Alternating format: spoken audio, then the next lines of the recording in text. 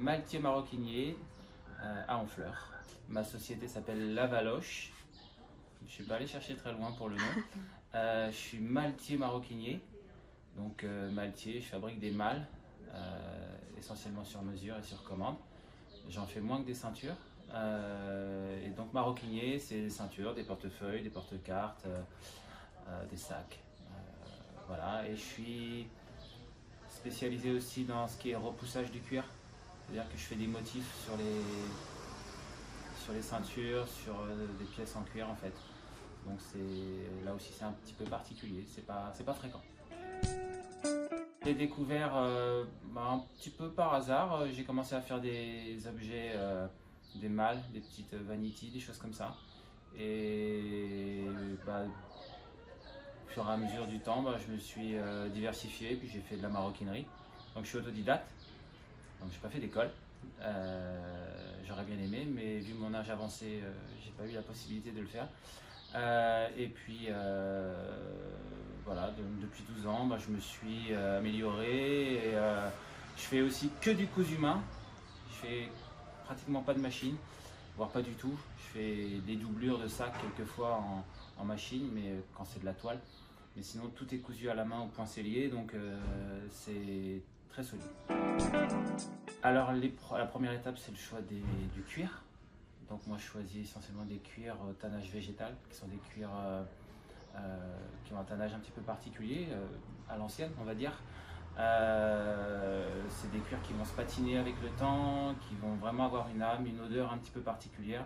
Quand on rentre dans la boutique, en général, les gens, c'est la première chose qu'ils ressentent, en fait, c'est l'odeur du cuir. Et la deuxième étape, après, c'est façonner. Donc ça va être faire un dessin et puis construire quelque chose. Donc ça va être un sac, un portefeuille et des choses, on va dire, un peu complexes. Voilà. Après il y a l'histoire des malles, où là c'est encore différent. Là c'est du bois, c'est des fûts en bois avec du gainage, un aménagement intérieur. Donc c'est un processus qui est beaucoup plus long, plus technique. Et d'une manière générale, la maroquinerie impose beaucoup de précision en fait. C'est un métier passion, donc c'est vrai que je suis toujours un petit peu à la recherche du petit truc qui fera que je vais être un peu différent des autres. Donc vous avez deux aiguilles et puis un fil.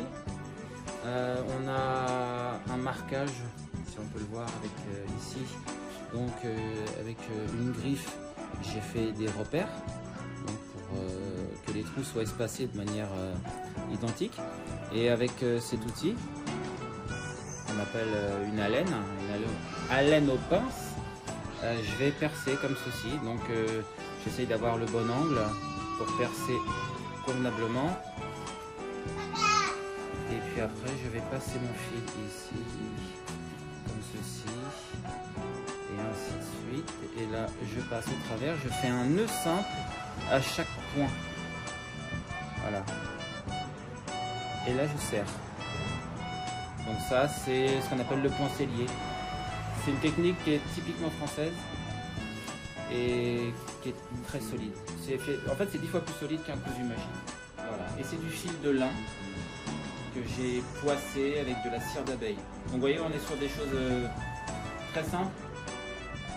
Mais voilà, c'est comme le maçon avec sa truelle et puis son équerre, voilà, il construit une maison. Moi, j'ai des choses très simples aussi pour construire, du cuir, du fil, une aiguille et puis